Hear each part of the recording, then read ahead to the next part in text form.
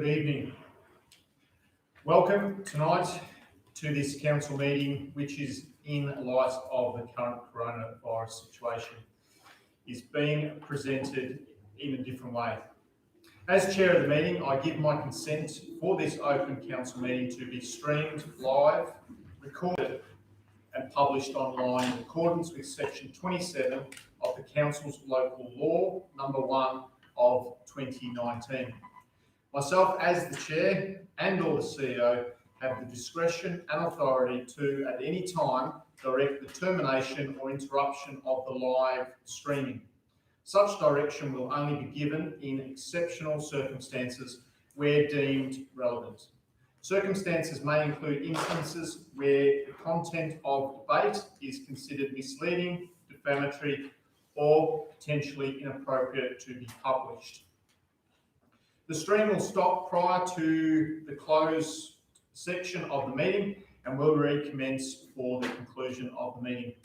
The public is able to view the meeting online via council's youtube.com page.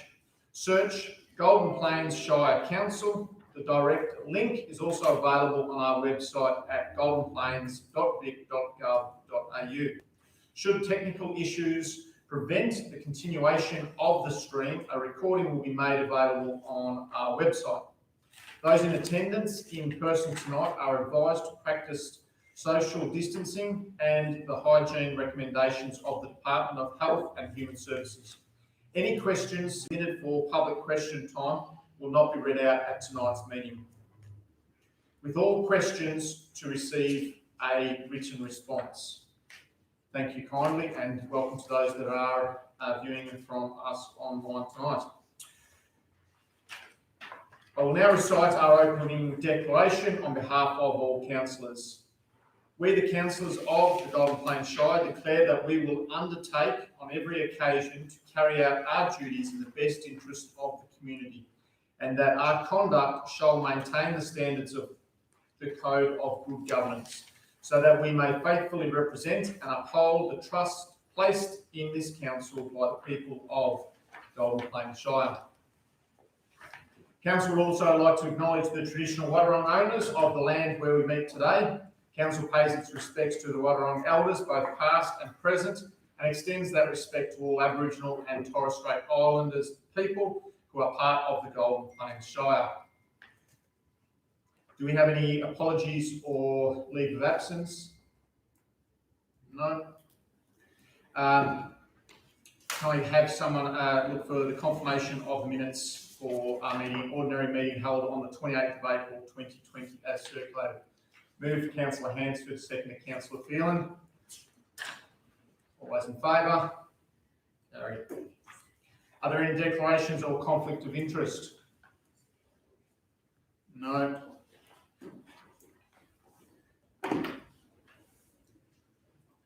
We now move on to consider the formal agenda. And due to COVID-19, any public presentations and submissions must be in writing form only and will be read out by myself. The maximum time limit of 5 minutes still applies. Item 7.1, Assembly of Councillors. Mr. CEO. Councillors, this is the Assembly notes from the last month. The Assembly notations are attached.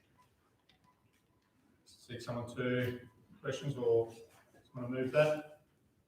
Moved Councillor Kirby, seconded Councillor Rowe. All those in favour? Motion carried. Item 7.2, Delegates Report. Any councillors want to speak to the delegation report? Councillor Evans.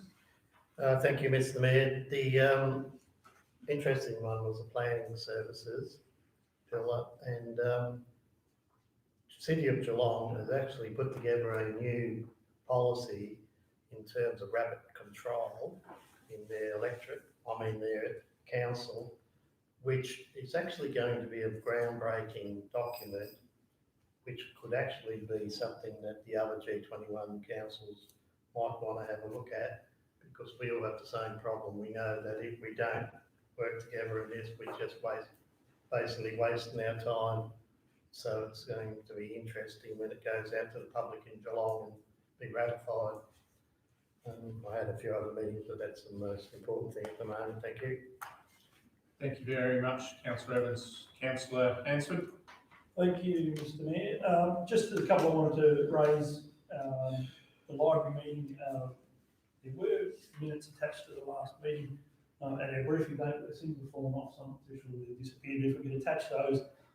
Just wanted to make everyone aware that Bannockburn Library will be open again on the 9th of June, post-COVID lockdowns. It will be for reduced hours to begin with, and the 6th of July will be open again for normal hours. Back to normal. And that hopefully will help ease some of the isolation issues that people are facing in the community at the moment.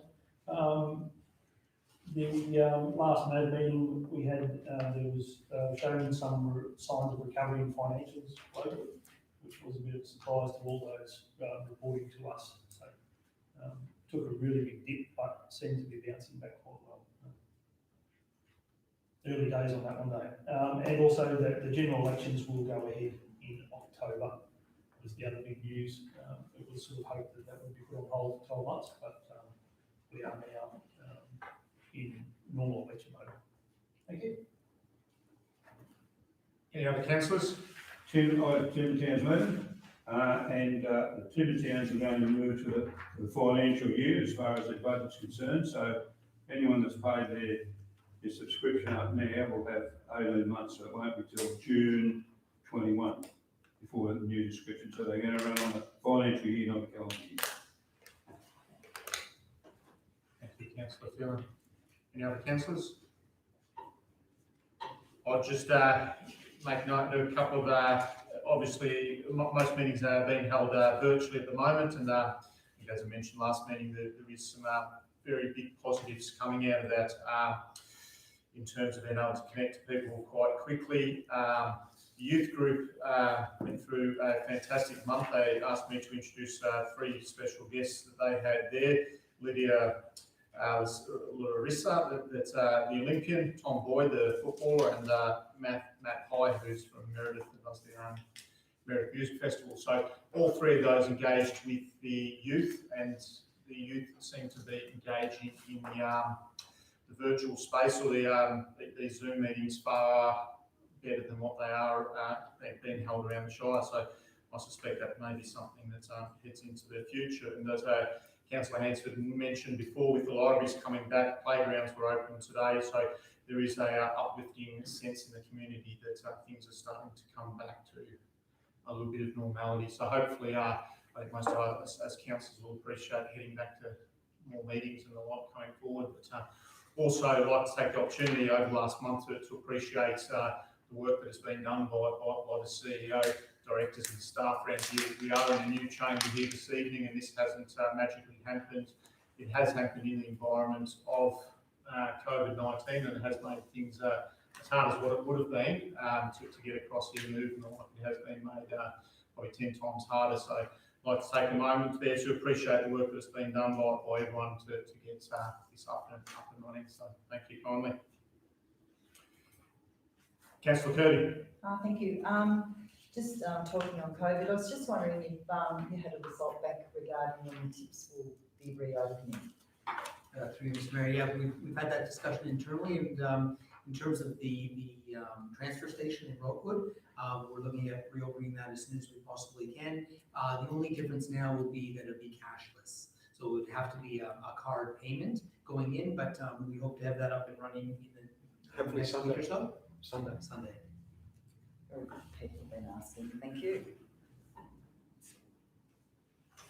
Can I have someone move the acceptance of the delegates' report? Move Councillor Hansford, seconded Councillor Gilbert. All those in favour? Motion is carried. Item 7.3, Midland Highway, Lethbridge, Piggery. Director Gilbert, please. Thank you, Mayor. This planning amendment application was considered at the March ordinary meeting of Council and deferred pending further information regarding effluent disposal. You'll recall the application proposes to amend planning permit P02-1022 to allow a piggery shed extension and an increase in the number of pigs from 200 to 400 from 200 to 400, sorry. A copy of the application and plans is attached. As a result of advertising, there were 52 objections received, and those objections have been previously provided to councillors under separate cover. The main concern of the objectors was odour and environmental impacts resulting from the proposal to amend the conditions to allow the construction of a waste treatment lagoon and the application of treated waste to the land. As a result of the objections, the applicant decided not to proceed with the proposed lagoon application of a waste to land and will continue with the current waste management arrangements, which is trucking it off-site. Following the March meeting, officers wrote to the EPA requesting additional information regarding effluent disposal off-site, and the EPA advised the proposal does not require a licence or works approval, subject to the disposal of waste being in accordance with EPA's requirements as described in EPA publication 464.2 and EPA publication 168, both related to environmental management and use of reclaimed water. Therefore, the recommendation is for Council to issue a notice of decision to amend the permit, subject to amended conditions attached to the report, which include, amongst other things, a requirement for the applicant to demonstrate the operations and effluent disposal arrangements meet the required EPA publications. Thank you very much. I will read out the two presentations, and then we can go into questions. First submission is from an objector, Karen Stevenson. All these will be read out as they are written. I have no issue with increasing the amount of pigs from 200 to 400, as long as the waste situation for the extra 200 pigs is taken into account. I don't want the extra waste to damage surrounding properties and waterways in the area. As previously explained, the effluent is removed from the property to another location, and I would hope the other location can handle the extra waste, and that the amount of trucks removing the extra waste is sufficient. Submission number 2, objector Cameron Steele. Thank you for the opportunity to address to the application to amend a permit allowing an expansion of a piggery at Lethbridge. People for a Living Moorabool, PALM, is a group with a deep interest in securing an improved future for the Moorabool River, both in terms of better environmental flows and water quality. When PALM presented to Council on this issue in March, we indicated we had no objection to the expansion of the piggery as such, but we're seeking assurance that the doubling of the untreated piggery waste be trucked off-site would not have a detrimental impact, particularly on the Moorabool River. After contacting the EPA to learn what measures were in place to deal appropriately with the untreated waste, we discovered that due to its classification as for beneficial reuse, the EPA had limited control over its application on other properties. As such, neither the producer nor the receiving property were on the EPA register, thus determining the receiving property was not possible. As a result, we ask that Council embrace its role as the default responsible authority in this matter and welcome its efforts thus far to do so. We also ask that consideration be given to replacing the now defunct Lethbridge Environmental Group Incorporated on the current audit committee detailed in condition 11, attachment page 34, with a representative from the Corangamite Catchment Management Authority. Secondly, that consideration be given to amending condition 40, detailed on page 37 of the attachment, to read, there must not be effluent reuse within 200 metres of the Moorabool River and 200 metres of any tributaries or identified significant watercourses entering it on properties receiving the Piggery effluent. We submit these would be in keeping with clause 53.16-3 of the planning scheme, which requires council to consider the impact of the proposal on any wetlands, waterways or water bodies. Page 15, agenda May 2020. Thank you. That ends the two presentations submitted on that matter. Councillors, to you now for any questions or discussion. Councillor Evans. I would like to have an additional clause on the conditions, like, and that is in relationship to who is actually on the audit group, and this will come under item 5D of the recommendations. Basically, the reason for that, we are going to possibly pass this tonight, and in doing so, we cannot eliminate the fact that we are responsible for whatever happens with this effluent. The situation is that we as a council need to have hands-on contact with that monitoring. We cannot basically wash our hands of it. I asked for that to be brought and put up, if I could have that done. So Councillor Evans, you're moving a motion. An amendment to the conditions. So you're, yeah. So I appreciate that we're just in discussion and questions, and I'm happy to accept your motion in a moment. But I'll come back to councillors to seek any discussion, then I'll come back to Councillor Evans. Councillors, are there any questions? I'm a bit unclear what Councillor is trying to do. I don't. So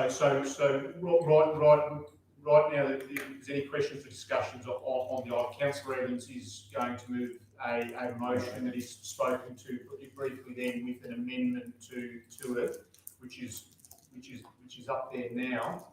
But I'm just appreciating that I haven't given all councillors the opportunity to ask a question. So,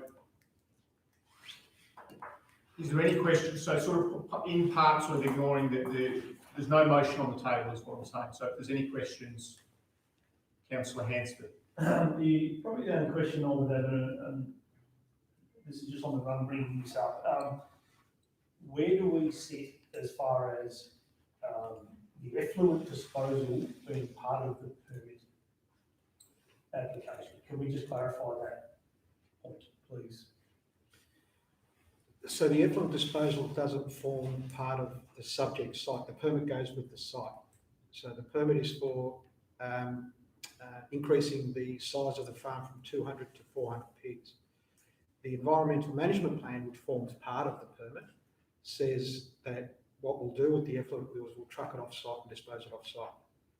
As far as the planning permit goes, we can't control where the permit goes. However, what we have included in the report and in some conditions is the requirement to meet those two particular publications from EPA, and we've included a requirement in the permit applications that they must demonstrate that they are meeting those requirements as part of their operation. So in effect, it actually does bring it back to the condition of the permit. It does as part of the environmental management plan for the site, yeah. Yeah, so in a roundabout way. In a roundabout way, but the site where the effluent's going to doesn't need a planning permit. No. Thank you. Very much, Councillor Hansford. Councillor Kirby. Thank you. So at the moment, we really don't know how much effluent's going to this other site and if they are capable of handling it. They do provide, they're supposed to provide annual reports, and I believe up until this application, those annual reports have been able to demonstrate that they have been able to manage that. The question now is, with doubling the number of bores, can that site, or will it be another site? We don't know, but again, that's why we've tried to strengthen up the conditions to make sure that they comply with those EPA guidelines for publications. I'll just come to Councillor Gilbert, I'll come to Councillor Gilbert. So just in relation, through you, Mr Mayor, in relation to the site that it's going to be, so you said it doesn't need a planning permit in its own right. That's right. So therefore, you can't really monitor whether it's, we're not monitoring whether it's capable to take the extra load, are we? That's the EPA doing Yeah, that. so technically, we're not the responsible authority. No. But what we've said as part of the planning permit application is that we want an environmental management plan, and that was also the case with the first permit that was decided by VCAT ultimately, and had similar requirements. So they had a requirement for an environmental management plan, that the disposal site couldn't be within 10 kilometres of Lethbridge, couldn't be disposed of within 200 metres of the Moorabool River and its tributaries. So all those conditions will remain. What we've added to those conditions is to say, you have to demonstrate to us that you can meet the requirements of the EPA publications. And if they can't, then we will contact EPA, and then becomes a licensing matter for the EPA. Because if they can't meet those guidelines, they potentially need a licence. Thank you. Councillor Evans. Through the mayor, I was looking through those reports to reference guides, and my reading of them quite clearly state that properties where waste like this is deposited can, and in circumstances, will need a permit or a licence. And that's obviously for the animal health criteria of stock grazing on those properties. So there is possibly a permit requirement. It may not fall under the category of Shire, but there definitely could be. And that's the concern, I think, of people. Is this being done properly? And as I mentioned, the licensing requirements kick in if they can't abide by those two publications in terms of effluent reuse. So if it goes beyond what those guidelines say, it becomes a licensing matter or a permit matter for the EPA. But who's going to monitor it? Or that audit group in the condition, as well as the condition that says you need to be able to demonstrate to us that you're meeting those conditions. So we might need to get those peer reviewed, because I'm not a chemist, but there will be a requirement on the applicant to provide that information. Thank you. Councillor Phelan. So in the case that they do not, say that where they put the effluent doesn't measure up to the EPA requirements, the piggery has a problem then, where they fix up their requirements, they've got nowhere to put their effluent. Where does that leave us as a issuer of the permit or the governing authority? Well, the issue where the disposal site becomes an EPA issue for licence. I understand that. They do have another option, because they haven't specified at the moment which site, so they could go to another site. Right? But what we've asked for in the conditions is also to keep a log of any sites where they're disposing of effluent, so we can track that, as well as the compliance issues to the EPA requirements. Councillor Hansford. Thank you. Is there any concern with the current disposal of the effluent from this piggery? Do we have any concerns? Has there been any complaints? None have come to my attention with the current size of the operation.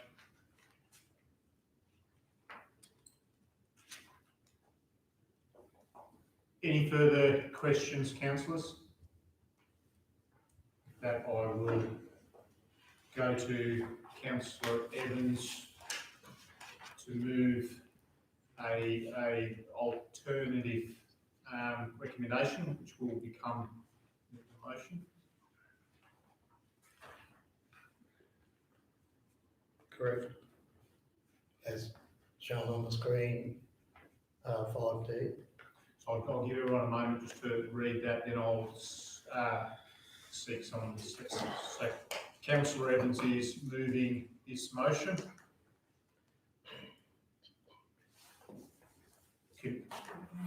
I'm happy, so the motion being put is that council resolves to issue a notice of decision to amend planning permit P02 to 102 for an artificial insemination laboratory and 200 bore piggery at 3140 Midland Highway, Lethbridge, subject to the amendments set out in the attachment to this report, with the following addition.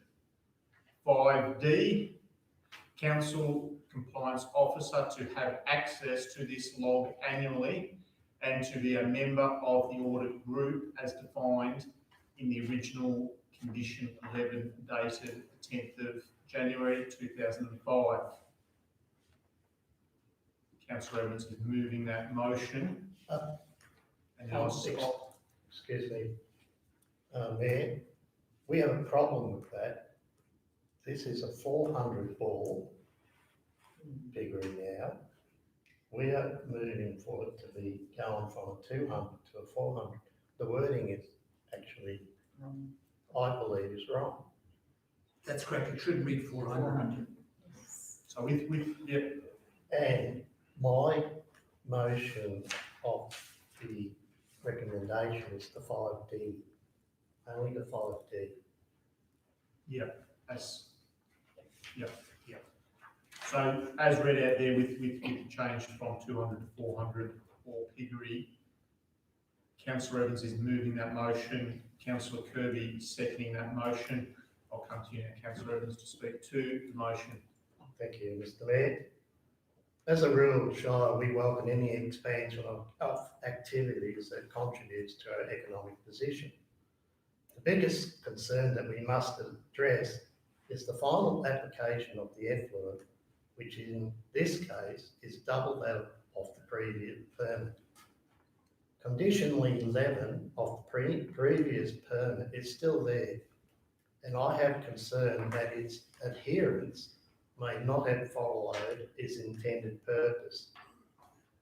I feel we have a duty of ensuring that condition is subject to annual review, and it is my opinion that it can only be ensured as Golden Plains Shire Compliance Officer is part of the audit group.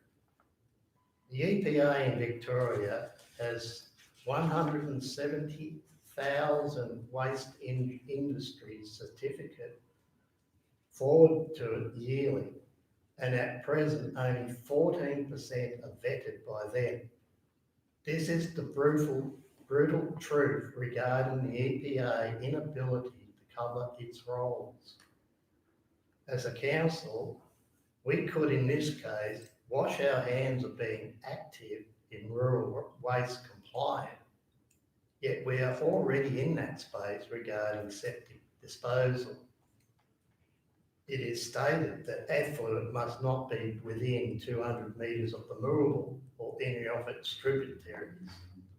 In the Oxford Dictionary, tributary, contributory, off-stream, etc., flowing into a larger stream. Now, any land in a catchment actually drains into a river.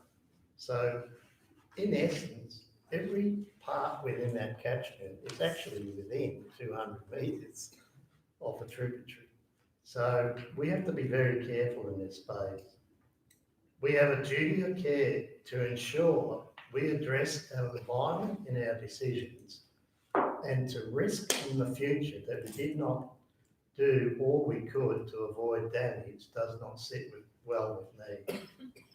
It may well be that an alternate solution may be adopted in the future, but until then, we must step in and rather that take the role of the EPA, at least assist in that. At the end of the day, it is our decision to approve this expansion, and all the risk that may result is without doubt part of our responsibility. In light of that, I believe that a council compliance officer in that audit group would have a better opportunity to ensure that the piggery does comply with the original section 11 conditions that I believe may not be occurring today. Thank you. Thank you very much, Councillor Evans. Councillor Kirby. Thank you. Well said, Councillor Evans. That was a really good history part regarding the EPA, that only 14% of the things that run past their table are being looked at. So I think our compliance officer will increase, well, what we do within our shire and our boundaries. So if that takes a little bit of pressure off the EPA, I think that's a good thing. But we have to make sure that we're looking after our citizens of Lethbridge, and also the Moorabool River and its catchment. So I'm happy to second it. Thank you very much, Councillor Kirby. Would any councillor like to speak against the motion? I'd like to ask a question. We're in debate.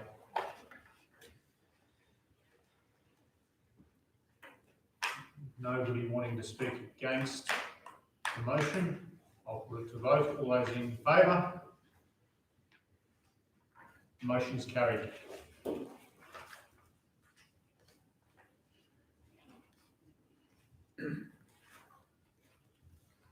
Item 7.4, Development Contributions, Director Josipovic. Thank you, Mayor. Development contributions represent an important source of revenue for the provision of infrastructure required to support sustainable and healthy communities. Since Council reviewed its development contributions policy in 2016, Council has collected $4,500 for developments in Bannockburn per lot and $1,500 for the rest of the municipality.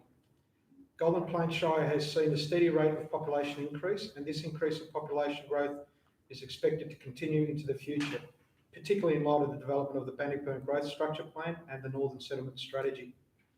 It is predicted that the population for 2020 is expected to be 23,850 odd, and expected to increase to 32,500 in 2036, an increase of 36% as shown on pages 20 and 21 of tonight's agenda. A steady rate of population growth places additional pressure on council resources to ensure the new residents and existing residents are not impacted by off-site impacts, which comes with a growing population, such as infrastructure maintenance and delivery of new assets. It is therefore recommended that the introduction of a flat rate development charge of $4,500 per lot for all newly created lots to assist the delivery and maintenance of existing and new assets. Thank you. Councillors, any questions or discussion? Councillor Kirby. Thank you. Would you have the numbers regarding how many lots are subdivided in the rest of the shire besides Bannockburn? No, I don't. I'll have to take that one on notice. I haven't got that off the top of my head. Thank you. I know that we are a growing municipality, but and at the end of the day, it is a big jump from $1,500. Sorry, Councillor Kirby, is there a question There or will be. discussion? Yeah, so we're not in debate. No, Is there a right. question in there Yes. you're speaking to? So the question that I'm coming to is, because that is a big amount that we're jumping from 1,500 to 4,500, I'd like to see a little bit more money spent in the northern and central parts of the shire, because some of Sorry, that Councillor money Kirby, will- just to be clear, this moment is discussion or questions. You're speaking for or against. So does, yes, I'm just saying, asking the question, does our director think that that money will be spread out a little bit more within the whole shire? If I could, through the mayor, I could possibly answer your question. I did actually look this up. So sorry, Councillor, so I'm confused here. Is there you're asking the director for an opinion? Is there a question to? Yes, I did ask the question. So the question is directed to director. Well, it's not up to me to decide where the money's spent, and it would become part of the budget process, so councils would be able to see how some projects are funded through a reserve which would be created for the developer contributions, and then we would highlight as part of the budget process a recommendation to use X amount of the project budget to be funded from the developer contributions received. But yeah, it's not up to me to decide where the money goes. No, thank you. That was, the answer I'd liked. Thank you. Councillors, any further questions, discussion? With that, I'll look for or seek someone to move a motion. So, you've got both of you put up your, okay, councillor Field, Age before duty. sorry, Age before duty. councillor Field and councillor Evans seconding the motion. Councillor Evans seconding the motion. Yes. Thank you, councillor Field. Mr Mayor, this is just an obvious progression. I think that if you're charging 4,500 in one area of the municipality, it should be charged across the board. It's fairness, and if the development goes on in the north, people pay it. We, as a council, will have the opportunity to spend that money where we prefer it to be spent or where we think it's needed, and I think this brings the whole municipality along. Thank you very much, councillor Field and councillor Evans. Yes, look, I reflect the same situation, although it may seem a lot when some of the smaller properties in the Shire with a lower value, fundamentally, it still comes back to the administration of this Shire has fixed costs. It doesn't matter where you are in the Shire, which must be carried, and a lot of that is the administration and things like that. So it is a fair figure, and I don't think we'll have too much problem getting acceptance across the Shire. Thank you. Thank you very much, councillor Evans. Would anyone like to speak against the motion? No one speaking against the motion. I'll put it to vote. All those in favour? The motion is carried.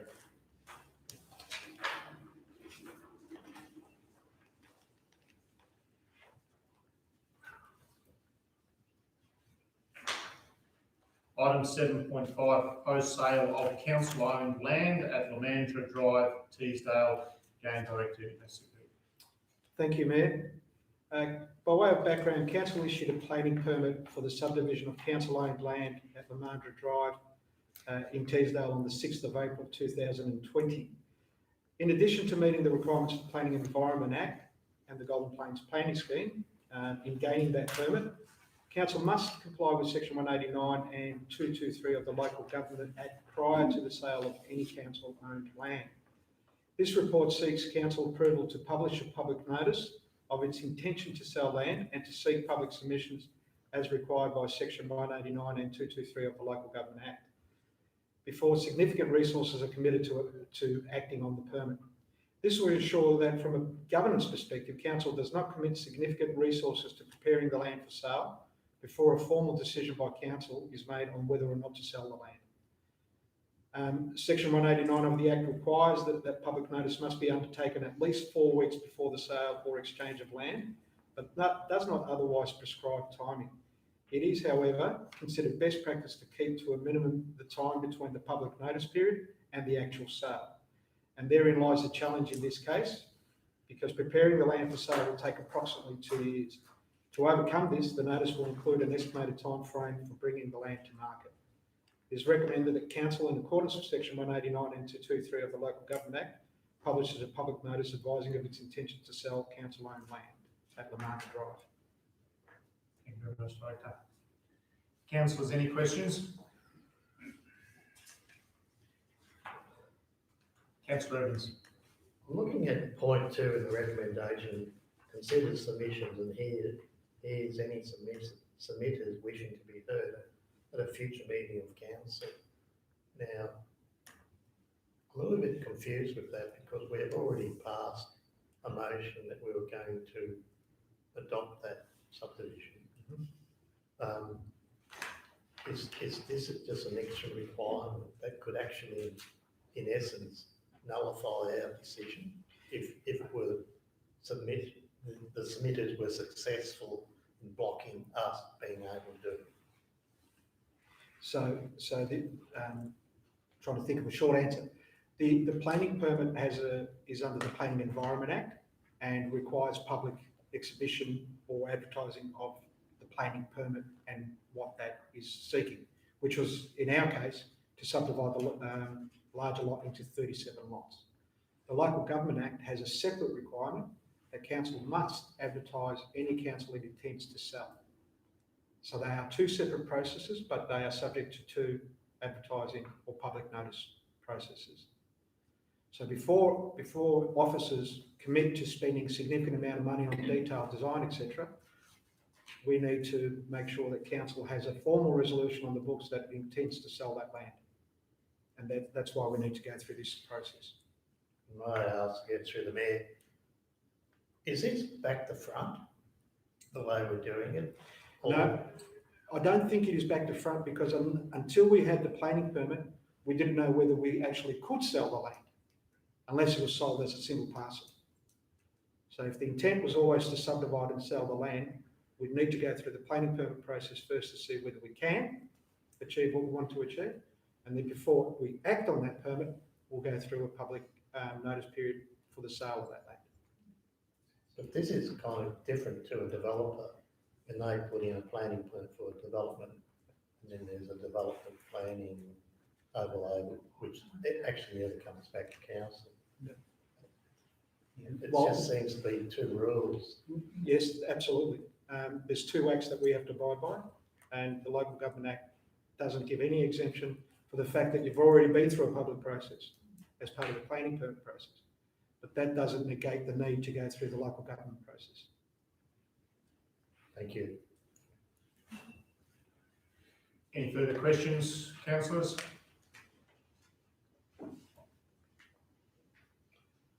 No further questions. Councillor Hansford seeking to move the motion. Councillor Hansford seconding the motion. Councillor Kirby. Councillor Hansford. Thank you, Mr Mayor. Teesdale's a lovely place within our shire. To be able to offer these lots for sale for 37 new families coming to our shire is something that I'm proud to do. We've been through a long, arduous process to get to this point. It is some years to get to this point. So more than happy to move this motion to publicly declare our intention. Councillor Hansford. Councillor Kirby. Yes, once again, this has been in stages, this development, and it is situated on an old gravel pit. So hopefully these lots of land will be improved with time with new residents taking hold on them. And I just wish everyone luck who purchases property in Teesdale. Thank you very much. Any councillor like to speak against the motion? No one speaking against the motion. I'll put it to a vote. All those in favour? The motion is carried.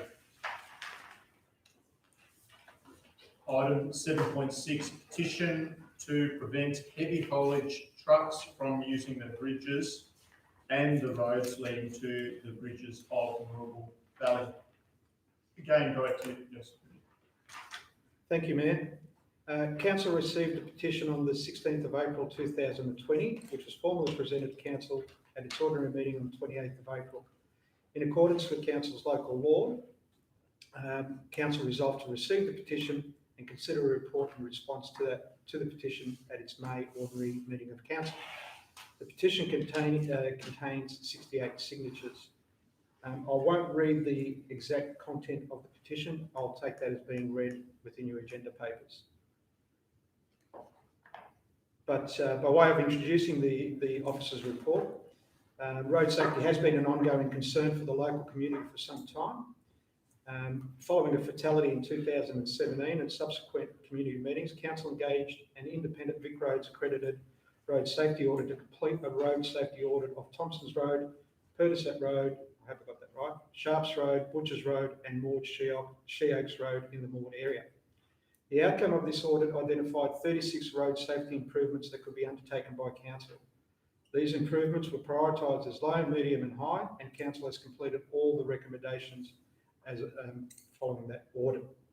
In addition to the above, and following consultation with the community around ongoing heavy vehicle concerns, Council also committed to investing 1.485 million in the 2019-20 financial year on significant road widening upgrades of the Maud Sheoaks Road. Council has also in the 19-20 financial year invested 1.56 million in the replacement of Cooper's Bridge located over the Mirrabel River on the Meredith-Stiglitz Road, providing an unrestricted load limit route, noting that previously the bridge was restricted to 20 tonnes.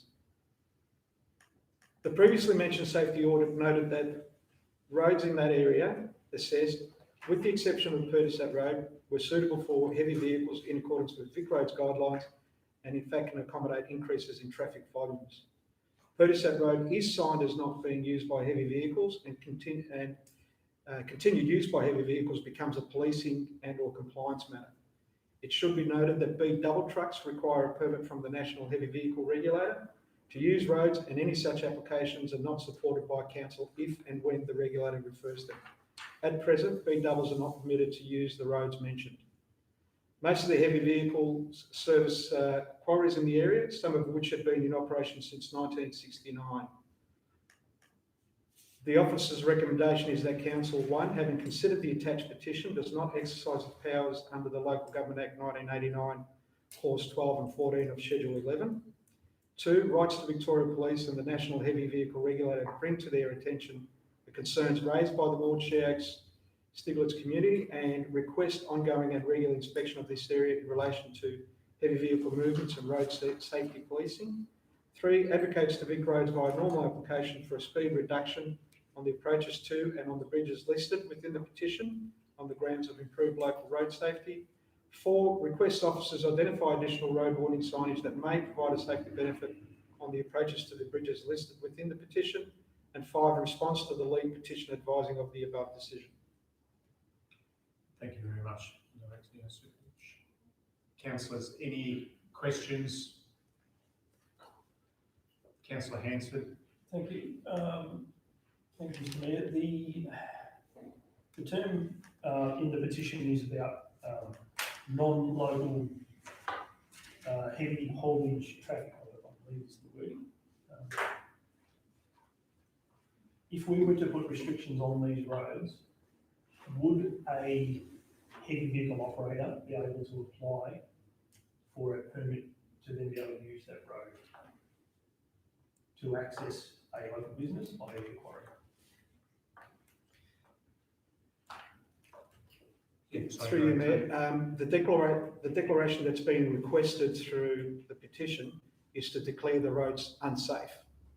If council resolves that the road is not safe, then in my view, it's counterintuitive to issue a permit to use an unsafe road.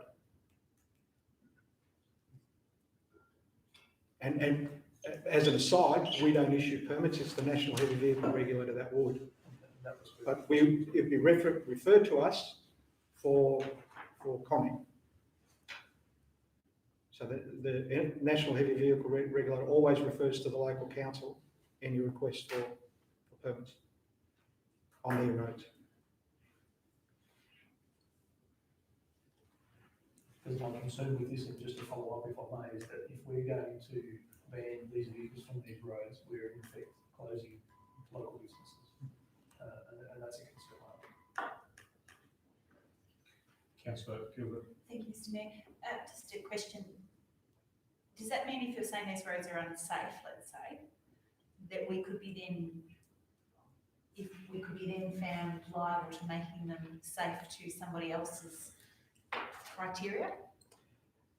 I'm not saying they're unsafe. No, I know you're not. Officers have had an independent VicRoads safety audit to inspect the roads. What I'm asking is in relation to the petition, if they're deeming it as they're unsafe for these vehicles, does that mean that if that was the case and then they went for a permit, that the authority that they get the permit from would say to us, yes, the road is unsafe and now we're liable to do all sorts of upgrades to make them safe? I don't believe so, because they are local roads. So the council, by putting a restriction on a local road, means it's only fit for purpose. For example, if there's a 5-tonne load limit on the road, because the road's constructed in such a way or in poor condition that it can't handle anything over 5 tonnes, Therefore, council under the Road Management Act is not required to upgrade that to suit a 40-tonne vehicle. Thank you. Councillor Evans. When you made the statement, if we didn't go ahead with this, then the petition could imply that the roads are unsafe. Well, if a vehicle was moving on those roads at a safe speed, then by default, you can't say that a decision would make a road unsafe. Now, the Birdsville track was once a very difficult road to go up, and the degree of safeness is the degree of speed and the ability of the driver to drive to the conditions. So I can't see how you could take their statement of wishing something to change and then come to the conclusion that by default we would then, as a shire, be declaring our road unsafe. Is that a fair comment? So there's several provisions in the Local Government Act, and one of them talks about the power to prohibit traffic on an unsafe road. So Clause 14 says a council may prohibit or restrict traffic on a road that it considers unsafe for that traffic. It also says under Clause 12 that a council may prohibit or restrict the use of a road by any motor vehicle of or over a certain size of weight. The only reason I mention the safety or unsafe aspect is because the petition claims that those roads are unsafe for heavy haulage vehicles. Therefore, if we accepted that premise and that argument, then my view would be we'd need to consider declaring the roads unsafe. On the question or comment, we paid $90 million to have the audit done. We've worked on all the things that were recommended under the audit to bring it up to a safe standard. So we've done everything in our power. Would that be right to make the road safe? I would suggest we've done everything that is reasonably expected to be done. Thank you. Any further questions, councillors? Councillor Kirby. Yes, thank you. One of the questions I have is why was there no risk assessment given back in the report? Well, the petition is a standalone document. Yep. Yes, there was a risk assessment provided in January, and I believe also as part of the overall pack that came with the petition. But we have obviously looked at that risk assessment, but we also, in effect, the road safety audit is a risk assessment by a qualified road engineer who looks at the safety aspects, made recommendations, and we address those recommendations. Thank you. And we have spent $4 million on that road, on those roads. So. Yep. Any further questions, councillor? Right. With no further questions, I'll seek someone moving a motion. Councillor Rowe, have you got another question? Well, I was going to move an alternate motion. So I haven't got a motion yet. I'll go councillor Rowe moving a motion. I'd like to move the recommendation, Mr Mayor, if I can please, with an amendment to condition 5. And I won't read it out, it's up there. And Let I me want read to it out, sorry, for the viewers that aren't here tonight. Okay, I'll read it out. Number 5, responds to the lead petitioner advising of the above decision and keeps them informed on any future correspondence received or actions to be implemented in relation to resolutions 2, 3 and 4 above. And number 6, the addition of number 6, write to the quarry operators advising of the concerns expressed by the community and the above decision. So just to clarify, the motion that is put forward now is the same as the recommendation on the first 4 items with the addition of number 5 and number 6, which has just been read out. Moving the motion, councillor Rowe. Seconding the motion, councillor Hansford, councillor Rowe. Okay, I can remember back to the 1960s when gravel and sand products were carted from the Maud Quarries region. Since that time, some quarries have exhausted products and closed down. 2 have shut down temporarily, but are still licensed to extract material at a later stage, therefore leaving 2 quarries, one being Shelvon on the Lynch Road and Mountain View on Sheoaks Road, both in the Maud area. The cartage trucks using both these quarries are of interest in this report today. Back in the mid-1960s, as I can recall, the trucks were of rigid type. However, some were single drive prime movers, pulling single axle semi-tippers of approximately 10 cubic metres. Today's quarry trucks are much larger and carry huge payloads. Prior to the fatality on Patriciad Road on the 10th of May 2017, it was brought to the attention of council officers the need for extra signage on Patriciad Road by some members of the local community to warn trucks of the risks associated with navigating this extremely hilly terrain of Patriciad Road. Unfortunately, nothing was done at the time and the case closed. Following the fatal accident on the 10th of May 2017, Council placed approximately 17 new signs to warn truck drivers of the associated risks within this road. Also, following this accident, Council acted and engaged an independent consultant for road safety audit of 5 roads of interest in the Maud area. The outcome of this was 36 road safety improvements were identified, and Council addressed all identified improvements on Thompson's Road, Patriciad Road, Sharps Road, Butchers Road, and the Maud Sheoaks Road. The need for products from these quarries to have an appropriate truck network to be delivered to destinations is important, as is the concern of the local community safety within this road network. Mountain View trucks deliver mainly to Geelong and the eastern area. Shelvon trucks and the Eureka trucks carting from Lynch's Road mainly use Sheoaks Road and Sharps Road, therefore crossing the Moorabool River over the single lane bridge namely Sharps Crossing.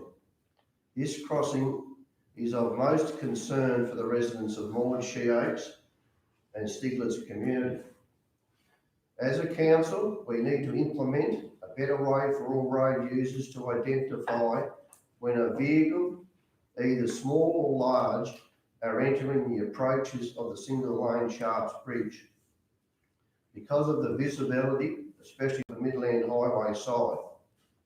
A perfect example of my suggestion is the electronic road board on Lovely Banks Road, Moorabool, as you are approaching Bland Road from the east, which warns motorists of a stop sign ahead at the intersection of Bland Road, Lovely Banks Road. If we could do something similar on the approaches to the Sharps Bridge on either side, and also on the single lane bridge deck to notify oncoming vehicles that this bridge is in use, would be of a great benefit to all users, and one that could solve the safety issues addressed by the Maud, Sheoaks, Stiglitz community, and also form part of the actions to be implemented in relation to Resolution 4 of the recommendation of page 24.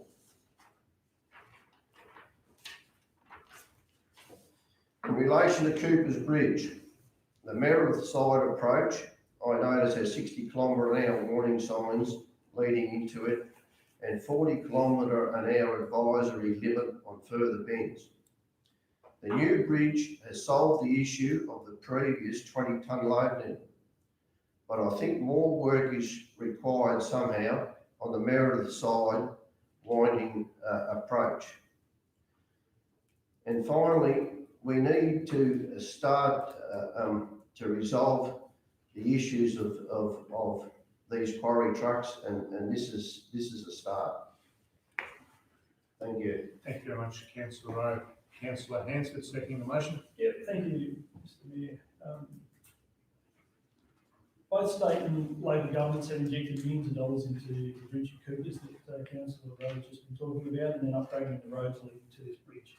It makes it very hard to argue for banning a particular user on these roads. Trucks are a part of Australian life, and those that drive them are members of our communities. As the petition states, closing the river crossing to non-local heavy haulage, I believe most of these trucks can successfully argue that picking up from a local business, i.e. a quarry, is local usage. So I think that would be able to be got around quite easily. The point has been raised of fatal and serious injury crashes. The fatalities and the major incidents have all been single vehicle collisions. As a responding road crash rescuer myself, I've attended those that have been raised in the petition and spoken about tonight. Having first-hand experience of these, the stats don't add up, just as a blanket ban on the reported near misses. I believe the problems that are faced by the local residents are 100% a compliance issue to the road rules. Trucks travelling too fast, crossing lines, cutting corners, etc., etc. I think having a spotlight placed on this by the relevant authorities like Victoria Police and VicRoads will go a long way to rectifying the issue that the people of Moreton She Oaks face on a daily basis and are quite terrified at particular times. I don't believe we can say we can act on behalf of all of our community if we ban a particular user group. It was also raised that the trucks should be driving in an easterly direction from the quarries, not along Golden Plains roads, basically, which I think is really just handballing the issue to the next shire, and I don't believe that's fair. But let's address the issue of the driving behaviour, punish those who break the law, rather than just trying to ban a user to fix a problem. Thank you very much, councillor Hansford. Would anyone like to speak against the motion? Councillor Evans. When the original road and bridge builders planned the road in the more Steglitz area, they had no idea that the traffic would be truck and trailer combos in excess of 40 tonnes and able to do speeds of 100 kilometres an hour plus. Had they had a crystal ball, they would have sighted the roads with a totally different alignment, grade and support base. Council recommendations do not take seriously the concerns of the residents in the area. We, in my opinion, have looked purely finding reasons why not to address the issue at hand, not to acknowledge the risk analysis presented by the petition is, in my belief, a failure of our duty of care. Amanda Hyatt raised a statement regarding focus on reducing road trauma on rural and local roads. The Road Safety Committee considered that the preservation of human life is non-negotiable and should not be traded off for other economic, social or environmental objectives. Let's look at our recommendations. We are refusing to exercise our powers when we should be reserving the right. Contacting the police and the National Heavy Vehicle Regulator. This will take forever, and in the meantime, we will possibly just bury bodies. The police presence will have virtually no effect after the first heavy vehicle CB radio call. 3 and 4 apply for speed reductions on bridge approaches. Means nothing if they are not enforced. Back to the catch-22. We as a Shire need to adopt a policy that incorporates a policy that in no way differentiates any heavy vehicle. It may be that a zone is adopted that states limits for such vehicles that ensures we have reductions in risk for all. It is true, there shall be slower movements, but who in this room would trade off a life if in doing so you got home quicker? Would we make the same decision if it was us on those roads daily? What are we afraid of other than being the first to do something that many have wished to do across this state with the poor roads in these type of situations? We in government are forced to make decisions that are subjected to the bean counters in dark rooms who determine what level of risk we are willing to take.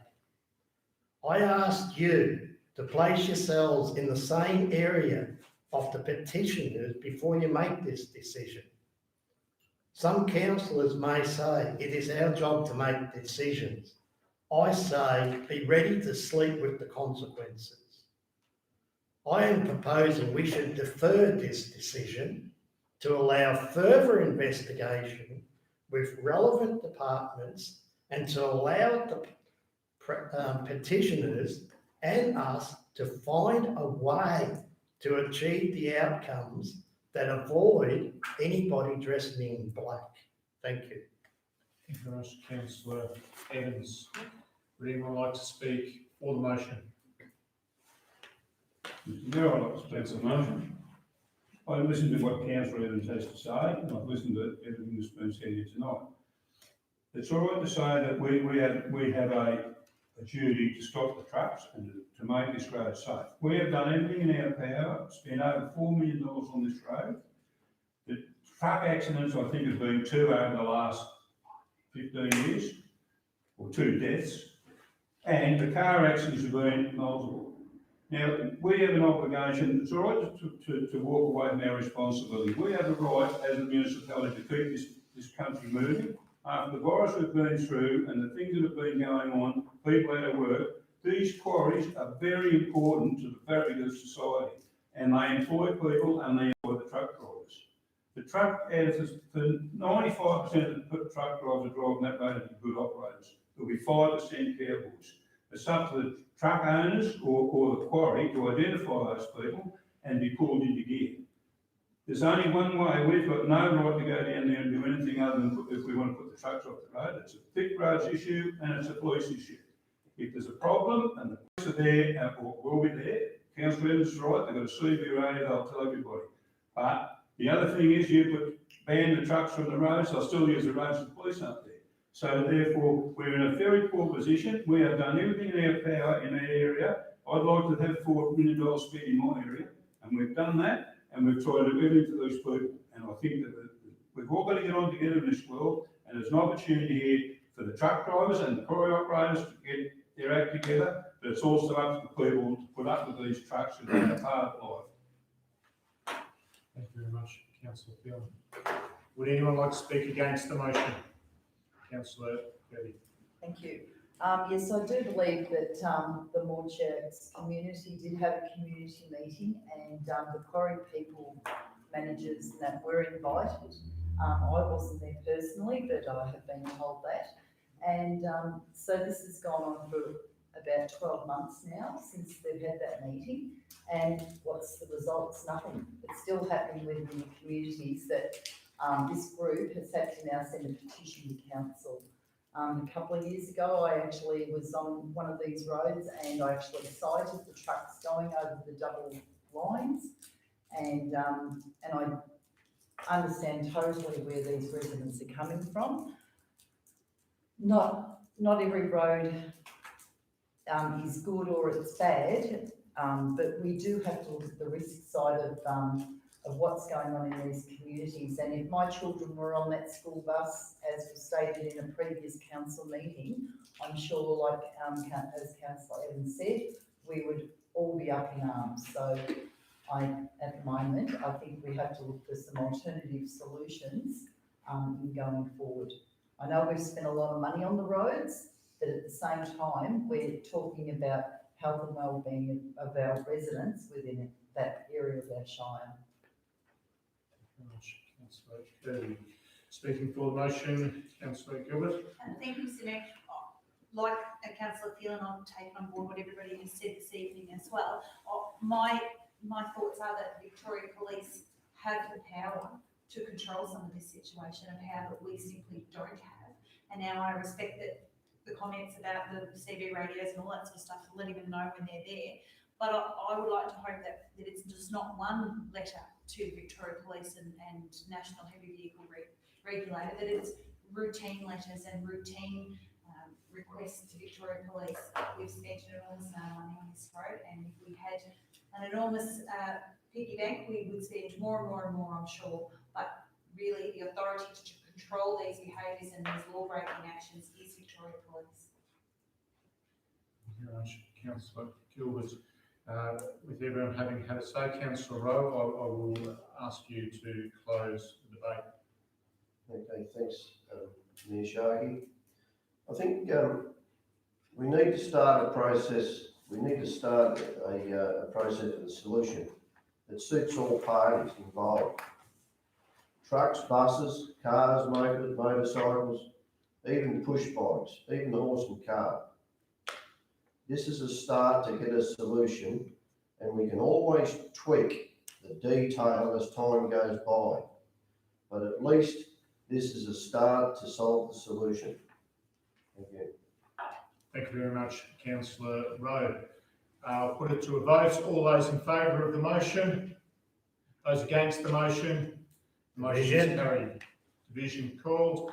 Those in favour of the motion, Councillor Phelan, Councillor Hansford, Councillor Rowe, Councillor Gilbert, Councillor Sharkey, and those against the motion, Councillor Kirby, Councillor Rowe. Councillor Evans, my apologies. Sorry. I corrected myself. Oh. So I did say Councillor Rowe, and I said corrected to Councillor Evans. Item 7.7, review of Council Plan 2017 to 2021. Director Tip. Thank you, Mr Mayor. Councillors, the Local Government Act requires council to review our council plan each year, each financial year, and to consider with any adjustments required to be made. We report each quarter on the actions that council has undertaken in accordance with the priorities identified in the plan and the actions that have been identified. And we've been tracking, as you would have recalled from previous reports, tracking extremely well against those priorities. We've done an internal review to assess the currency of the plan, and we've identified some minor administrative changes that are required to reflect the current organisation structure. We have been also investing a significant amount of time, as you're aware, with the community in developing the community vision, and that will inform the next council plan, which will be our strong priority. But for today, the recommendation is that council note to the council plan 2017 to 2021 that it has been reviewed as to whether any adjustment is required in respect to the remaining period of the council plan. The council endorsed the existing council plan 2017 to 21 as adopted by council on the 25th of June 2019 with minor administrative changes to reflect the current organisation and structure, and those details are provided in the report and the attachment. Note that as there are no adjustments to legislative elements of the 2021 financial year, I propose that there is no requirement to undertake further consultation on the council plan at this time. Thank you. Thank you very much. Councillors, any questions? I'll seek someone to move the motion. Moving the motion, Councillor Gilbert, seconding the motion, Councillor Hansford. Thank you very much, Councillor Gilbert. No. Councillor Hansford. This is a document that's really on the way to the end of its life. We're just about there with it. Next council will be the ones that can just take it into the future. I think it's suited as well. Thank you very much, Councillor Hansford. Anyone like to speak against the motion? Councillor Kirby. Thank you, Mr Mayor. Yes, I'm a little bit disappointed in our council plan that, for the last, 12 months especially. We've done a lot of, talking to communities, and we pride ourselves in, community engagement. And yet, in our council plan, we're not doing that. We are not listening to what our communities are saying. So, for example, are we advocating to the government and key stakeholders for the development of services and infrastructure? Is DELP coming to the party to help fund community playgrounds in our shire that our council wants decommissioned? Is this improving health and wellbeing in our smaller communities? Golden Plains Council is recognised for engaging with its communities to build community spirit, plan for growth and future facilities and services. Page 13, we talk about healthier eating and active living. Page 12. So in other words, we should be saying we are decreasing participation in physical activity. We should be improving access to safe and universally designed built environments, including community facilities and spaces. And I'm for we should have connected communities, but with the way that we haven't been listening to our communities, we just aren't going ahead. Page 19, what our communities told us. Promoting, supporting and encouraging the rural economy and tourism. Scarsdale Playground is on the rail trail. Correndap is a campground on wiki camps. Smivesdale is on a camping grounds where we have just placed a new waste dump for caravans. So at the end of the day, are we listening to our communities? And I just believe that the next council that comes into this space has to be on the ball with this community vision for the next 4 years. So I take it on board that I think that we are not listening to our ratepayers. Thanks, Councillor Kirby. Would anyone like to speak for the motion? No, I take on board what Councillor, sorry. I did see it. Sorry, apology. I'll take that at the same time. So Councillor Evans speaking for the motion. But I do reflect a lot of what Councillor Kirby has said. One of the unfortunate things is that we have kind of two levels of what is happening. One is in terms of community engagement and respecting the wishes of our communities. There seems to be a disconnect that is happening. Our officers are working reasonably well in that space, but I think when it comes to councillors, we often get into council meetings and too often I hear issues like we are here to make decisions and we don't want to sit around listening to the community all the time. Now, I think the fundamentals were that when we went into this space, council wanted to be transparent and listening to our communities. It can only work in conjunction with the staff and us councillors. If we don't carry through that same reflection of what the transparency and recognition is into our council meetings, and we're failing. And I think we have failed many times in this council chamber. And I think hopefully that the next council will probably take note of that and address it when they go forward, because it has to work together. Thank you. Thanks, Councillor Evans. I will come to you, Councillor Allen, as well. I'd like to speak for the motion. I think Councillor has covered up. What I was going to say is that community engagement is a great thing we do. But the thing about it is that community engagement want and request a lot of things that we can't afford. And somewhere we've got to draw a line. Taking on board what Councillor Kirby said about the playgrounds and the rail trail, that's all good, it's great stuff. But can we afford to do it? Hopefully, as Councillor Evans just said about the next community plan, I think the next community plan and the council come here have got to bring a lot of money, because we cannot afford to continue to run all those projects because there's no money in the bin. As simple as that. Councillor Fiona. Would anyone else like to speak for or against? I will ask you, councillor Gilbert, to close, please. Thank you, Mr Mayor. I think it's very covered what everyone has said tonight. Thank you. I will say, yes, it is at the end of its life and there'll be a new plan shortly coming up very soon. So, thank you. Right, councillor. I'll put it to vote. All those in favour? Those against? Motion is carried. Item 7.8, the annual adoption of procurement policy. Director O'Sullivan, please. Thank you, Mr Mayor.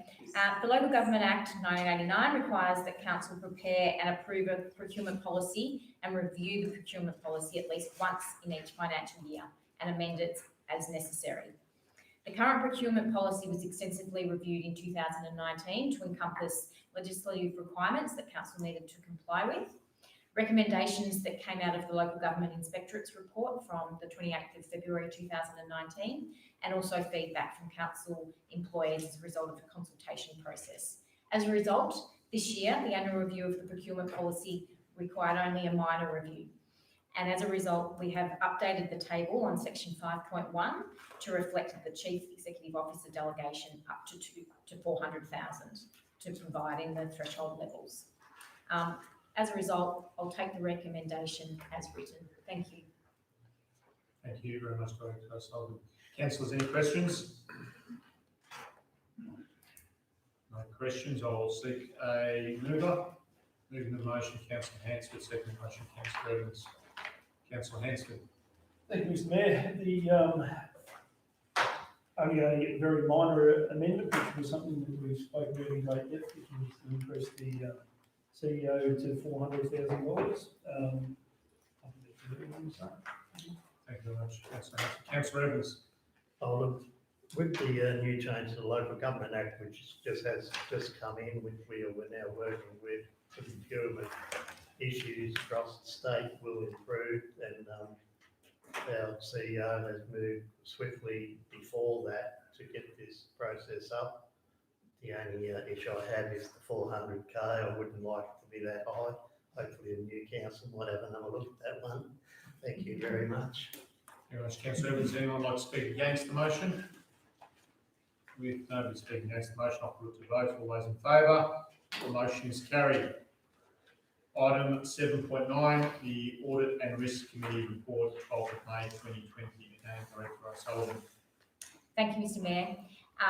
This report is submitted to council to provide a summary of the business considered at the 12th of May 2020 meeting of the Audit and Risk Committee.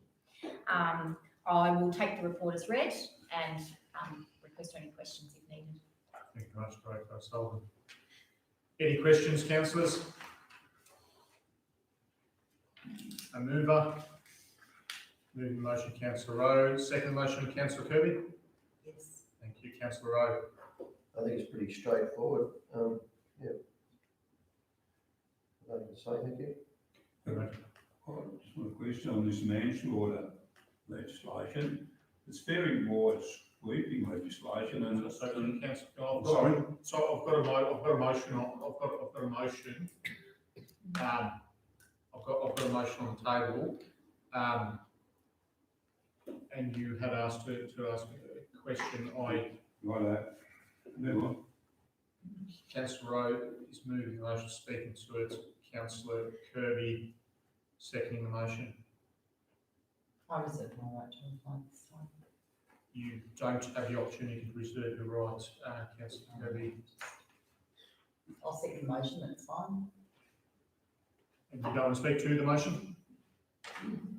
Not at this time. This is your only time. Yeah. Thank you very much. Thank you very much. Would anyone like to speak against the motion? If no one speaking against the motion, I'll put it to a vote. All those in favour? Motion carried.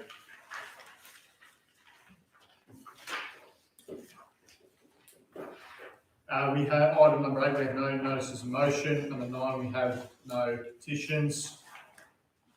No urgent business, no confidential reports to discuss. Having said all that, I will close the meeting at time 7:24, and thank you very much for everybody's attendance. Thank you.